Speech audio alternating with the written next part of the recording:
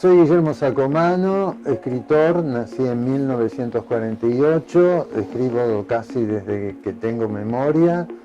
He publicado novela, cuentos, he publicado ensayo y creo en el poder de la literatura y en el poder del libro. Creo que no hay nada más solidario que un libro que lo podés llevar con vos a cualquier parte.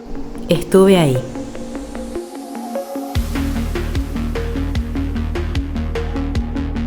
¿Cómo se lleva Guille Sacomano con la política?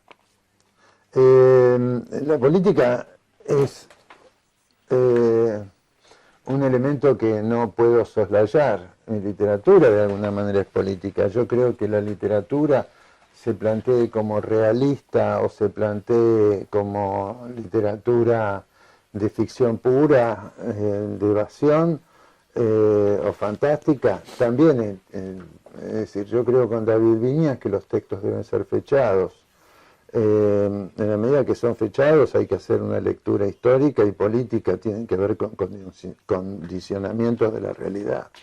No creo en la autonomía de la literatura, de ninguna manera. Terry Eagleton, un crítico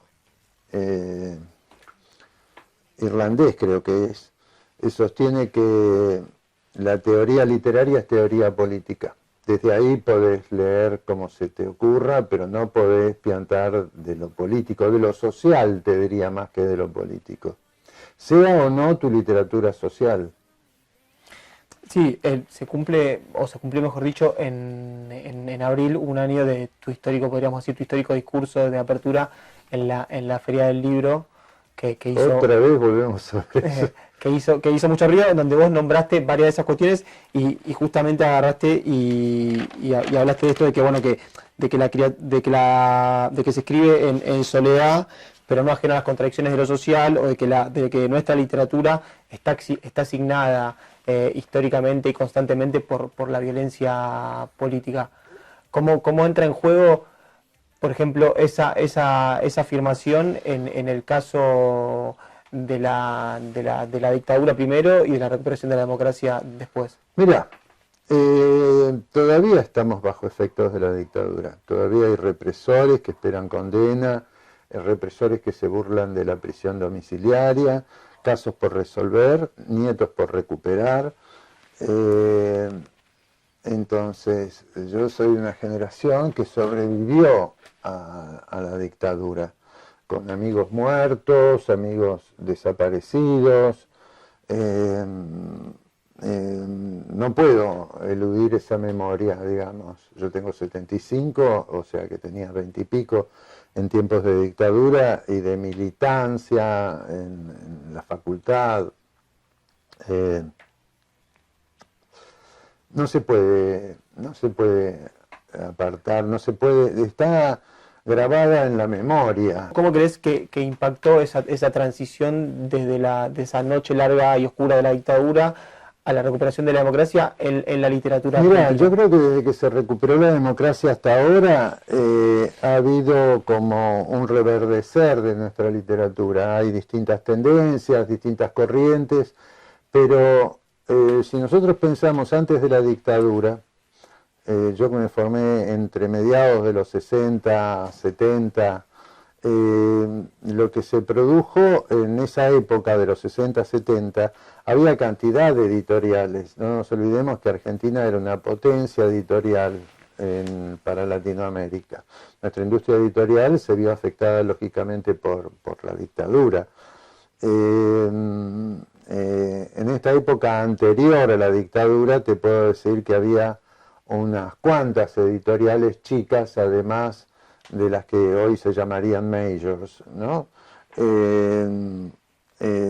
Había una gran literatura en la Argentina, no solo la literatura, las figuras que podían ser del boom, como Onetti, como Cortázar, como Haroldo Conti.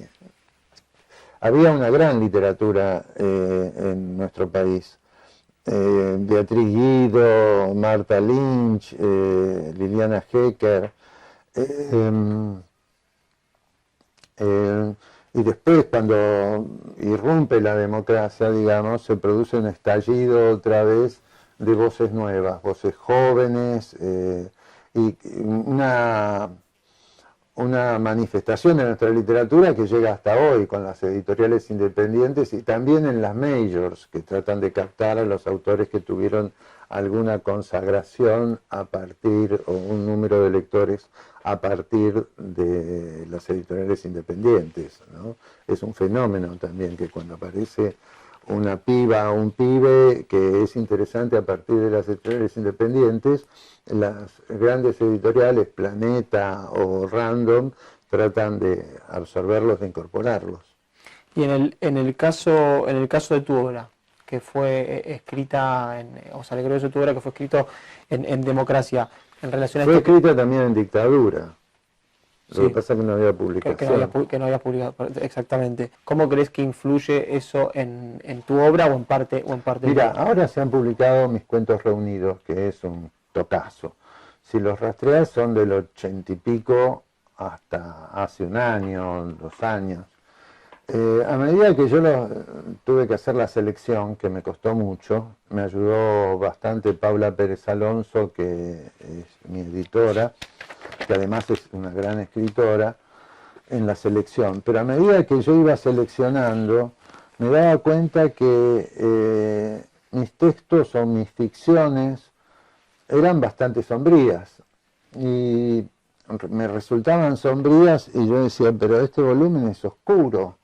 Y se lo comenté a una amiga, Ana María Yuba, y me dijo, bueno, Guille, pero también toda nuestra realidad ha sido y es todavía sombría y oscura. Vos, por ejemplo, en algún momento dijiste que a vos te interesaba una literatura que se escribe al margen de los circuitos de consagración, y citabas a escritores como Briante, bueno, Dalmaceto, Bernardo Cordón, bueno, algunos que seguramente me estoy olvidando. La obra de Guille Sacomano, ¿está dentro de ese tipo de literatura que a vos te gusta? ¿Está al margen de esos circuitos? Cuestiones concretas.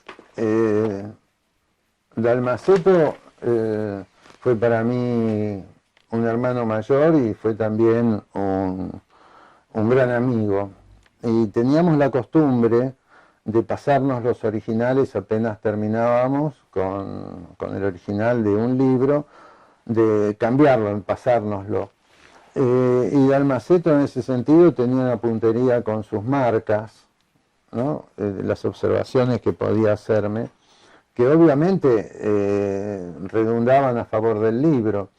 Yo estoy convencido que cuando tenés un amigo escritor, me pasó con Juan Forn, que para mí ha sido una pérdida muy fuerte, la de Antonio también. Si uno lo piensa desde ese lado, hay una orfandad dentro de lo que es la generación anterior a mí. Es decir, yo soy de alguna manera bisagra, soy menor que ellos y mayor que muchos de los jóvenes que están publicando. Yo siento que son faltas. Ha muerto Castillo, ha muerto Saer, no tenemos a Dalmaceto. Son voces que eran voces como necesarias, voces que estaban comprometidas con la realidad del país, con la realidad política. Con esto que vos nombraste, que es la violencia política. La violencia política está en nuestra literatura, cito de nuevo a Viñas, desde el matadero a nuestros días. Viñas tiene una frase, trataré de acordármela literal, en su libro Literatura Argentina y Realidad Política, que es uno de los grandes ensayos a los que hay que volver de manera permanente. La ausencia de David es otra que se siente muy fuerte. Viñas sostiene que la literatura argentina nace y se organiza alrededor de una metáfora mayor, la violación.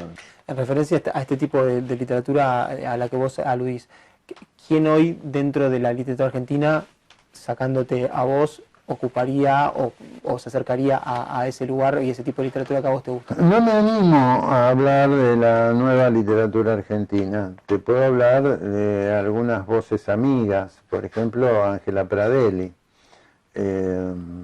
y que está más cerca mío hasta generacionalmente.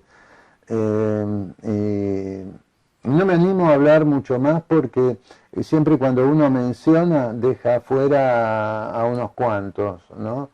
Y especialmente porque la literatura argentina hoy ofrece un panorama muy vasto de poéticas. ¿Cuál es el rol que crees o entendés que debe ocupar el escritor dentro de la sociedad? El escritor debe cumplir con dos funciones. Por un lado, el de la ficción, que se puede entender también como evasión de la realidad, porque mientras vos lees no estás en la realidad, pero también en el momento en que producís, lo que decíamos al principio, no estás aparte. Sé que estoy siendo un poco redundante, pero me parece que lo interesante es una literatura que cuestione, una literatura que te haga pensar el mundo desde otra perspectiva, que ilumine zonas de la realidad y que, por ejemplo, pueda producirte una transformación radical. A mí me pasó cuando era pibe, cuando leí, yo venía de leer Emilio Zola, el naturalismo, esa escritura francesa de denuncia y también la literatura norteamericana, se llama Scott Fitzgerald, Hemingway, Steinbeck, Dos Pasos. Y también en esa época leía a Castillo, a Briante, a Rosenmacher, a Bernardo Cordon.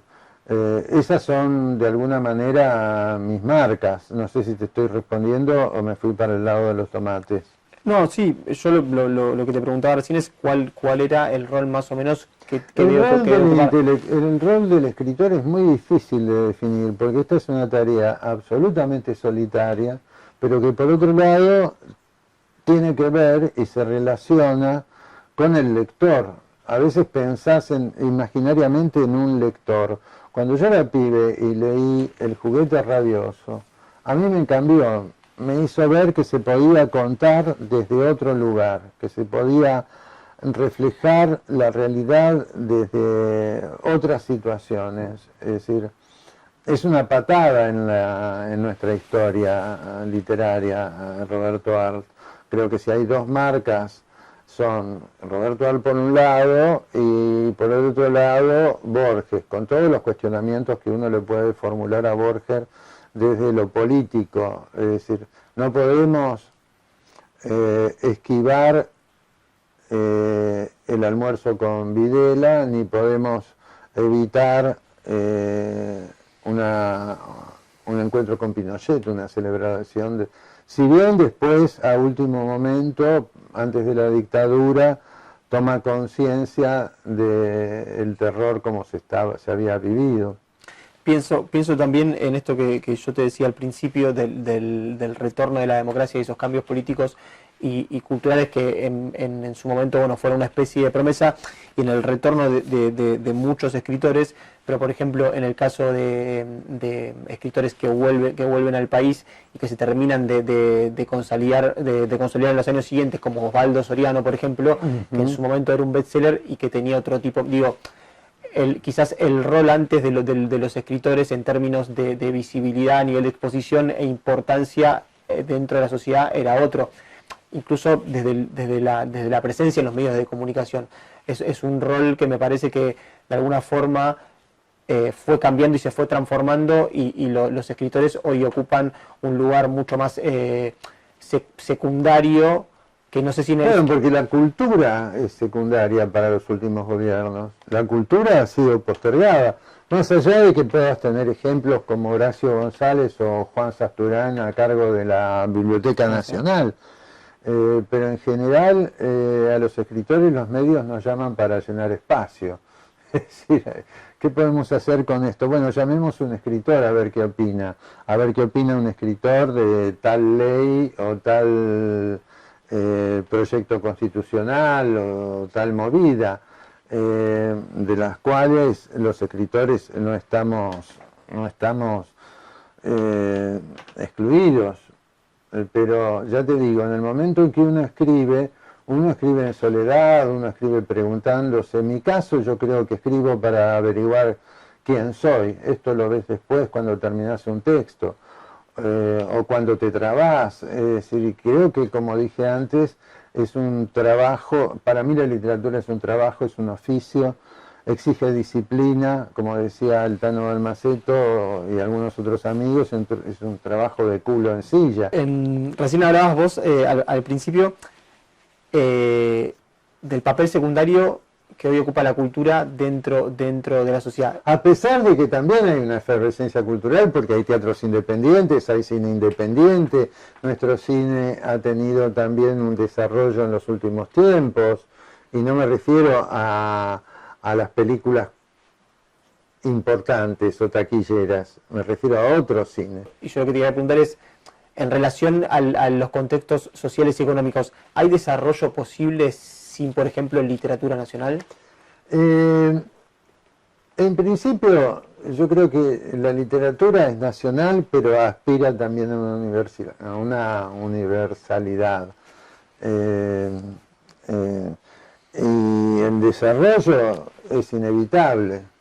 El desarrollo es inevitable, como lo planteaba al comienzo. Antes nombrabas a Juan Fort.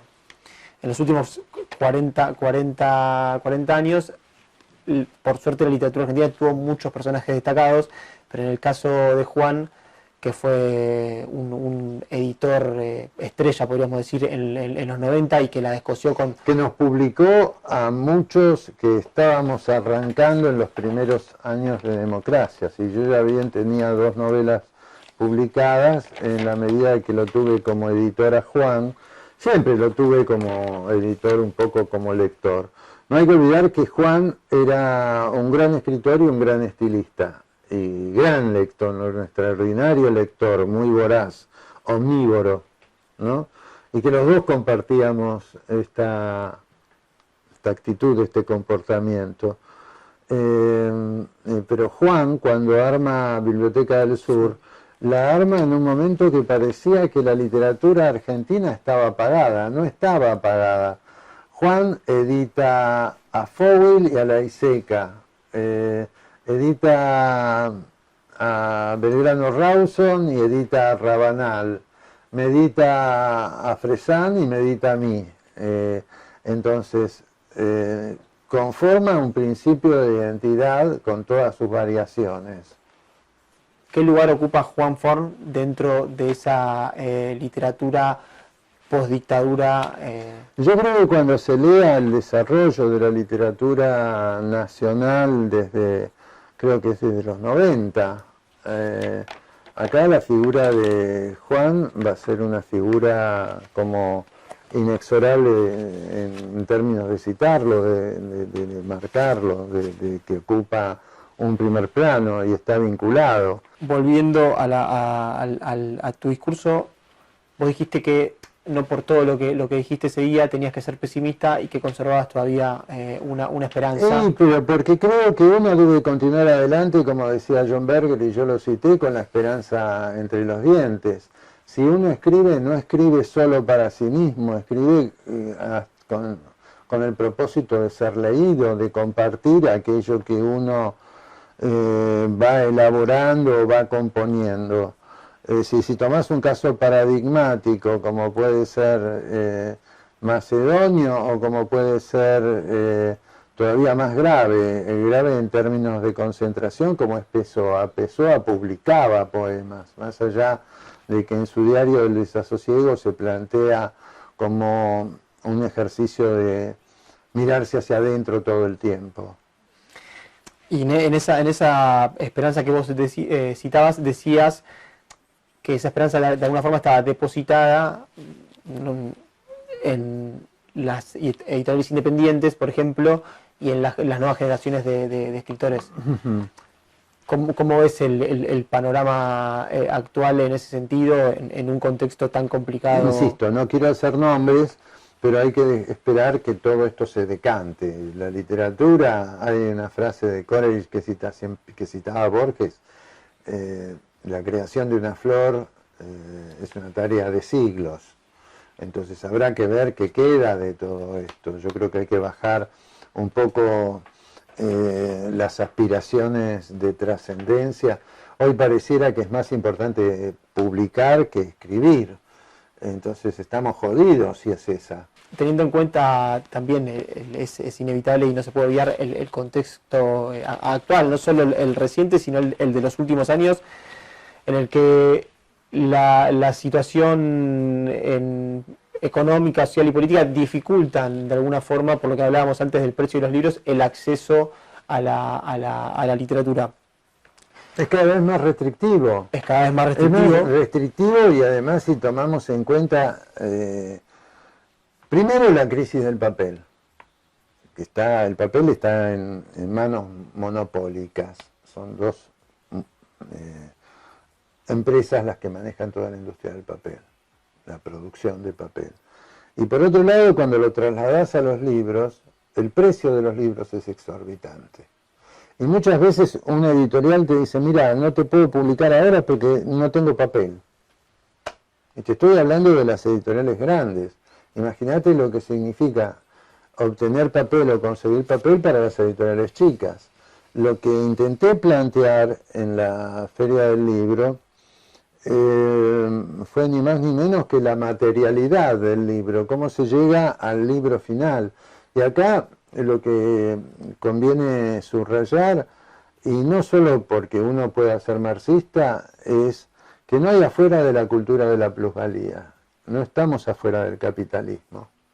Entonces, el costo de un libro, los derechos de autor que son bajos, se vuelve muy complicado, ¿no? La cultura está en una situación restrictiva. Más allá de la efervescencia que hay en teatros independientes, en cine independiente, yo creo que en nuestro país se produce cultura al margen de las instituciones. ¿Cuál sería una alternativa o una solución para poder volver a ampliar este acceso a la literatura? Mirá, un proyecto de Estado. Un proyecto de Estado. Cuando vos tenés que desde la Municipalidad de la Ciudad de Buenos Aires se pretende terminar con los premios nacionales, que es los premios municipales, que son un subsidio de por vida, pero que siempre hay que estar batallando para que lo pongan al día y que nunca termina de estar al día. Lo mismo ocurre en cierta forma con los premios nacionales. Los premios nacionales de pintura, de poesía, de ensayo, etc. Los escritores, muchos, la mayoría, no vive de su literatura. ¿Y cómo crees que debería ser esa relación o esa política de Estado para volver a garantizar el acceso a las grandes mayorías a la literatura, teniendo en cuenta el papel que vos le asignás a la literatura? En el caso de nuestra literatura, el Estado se debería ocupar de la difusión, una difusión mayor del libro, más allá de que están las bibliotecas populares que hacen una gran tarea, también de propulsar la literatura argentina hacia afuera, hacia el exterior. No puede ser que yo publico acá un libro y vendo derechos para habla castellana y mis libros no están en Uruguay. Uruguay, no te estoy planteando Ecuador o México, que son más lejanas. Y a veces no están en Chile. Entonces, me parece que estas situaciones son para tener en cuenta. Y no depende de las buenas voluntades. Porque, por ejemplo, si tomamos el caso de Horacio González, que desde la Biblioteca Nacional publicó grandes momentos de nuestra literatura, publicó Contorno, publicó ensayos que estaban como perdidos, reivindicó escrituras que estaban olvidadas. Pero esto depende del empuje personal y de la lucidez de un intelectual como Horacio, que estaba a cargo de la Biblioteca Nacional. Y apelando a esa esperanza que vos citabas de vuelta en el discurso del año pasado, ¿cuánto puede incidir para de alguna forma atenuar esas consecuencias o para mejorar esas condiciones la literatura en toda su dimensión? La literatura apunta no tanto a veces a reflejar la realidad, que esto no me interesa, no creo en el planteo de Stendhal, que la literatura es un espejo que va recorriendo la realidad como un espejo en movimiento. Pero creo que sí puede ayudar a interpretarla, a interpretar lo que pasa, lo que ocurre, por qué ocurre. Hablo de interpretar. De interpretar. La última, ¿vos crees que si el acceso a la literatura fuera otro, si habría políticas de Estado que promocionaran ese acceso de alguna forma masivo a la literatura, y eso se replicaría en mayor cantidad de lectores, la sociedad sería otra? Con un pensamiento tal vez de un optimismo endeble, creo que hoy los políticos no leen. Entonces los escuchás cuando hablan y decís, pero qué atorrantes. Es decir, son brutos. Nuestros políticos son brutos, son ignorantes, son casi ágrafos. Y cuando publican un libro, se lo escriben en la editorial. Tienen un amanuense que se los escribe. Entonces, ¿qué podemos esperar del apoyo a la cultura que queda bien en cualquier discurso, pero que después en la práctica no se refleja? Entonces, si tenemos una clase política, y ya hablar de clase política es un espanto, porque yo sigo pensando que la lucha de clases se expresa de otra manera, y no hay una clase política. Esto de denominar la clase política le da desgraciadamente la razón a la derecha, que no cree en los políticos. Pero son los políticos mismos los que están planteando esto. Son los políticos que responden a los intereses del poder y de la burguesía. Igual que los medios. Estamos jodidos. Si la derecha ha avanzado es porque los medios la han fogoneado.